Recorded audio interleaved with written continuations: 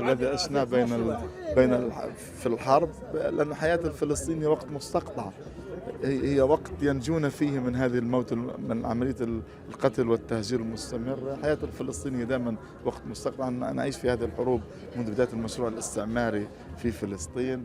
النكبة جريمة مستمرة، كل ما عشناه هو وقت مستقطع. بالتالي ما يرد في هذا الكتاب هو الحياة التي عشناها في الوقت الذي يكون الموت يحيط بنا من كل جانب. أهم المحاور اللي كيف بكيسير ديالك؟ يعني هو الكتاب هو عبارة عن اليوميات، كنت أكتبه يوم بيوم، ويحكي عن تفاصيل الحياة التي كنت أعيش فيها وحياة الناس حولي والمكان وسيرة المكان، وتفاصيل الحرب من وجهة نظر إنسانية، من وجهة نظر الضحية التي تتعرض للموت ويموت من حولها، يتدمر مكانها، يتدمر بيتها. بالتالي الكتاب مقسم 84 يوم بجانب اليوم الأخير الذي غادرت فيه إلى مصر، وهو يتحدث عن رحلة مركبة ومتشعبة من البقاء في مخيم جبال إلى حي الرمال، ثم النزوح جنوب الوادي غزة إلى خان يونس، وبعد ذلك بعد 10 أيام إلى رفح.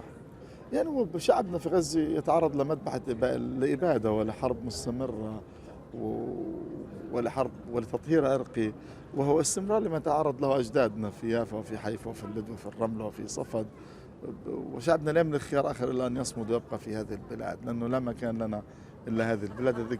سيما نحن الآن في ذكرى النكبة. بالتالي شعبنا في غزة يعرف الرسالة، يعرف أنه الهدف من هذه الحرب كان ترحيله خارج فلسطين.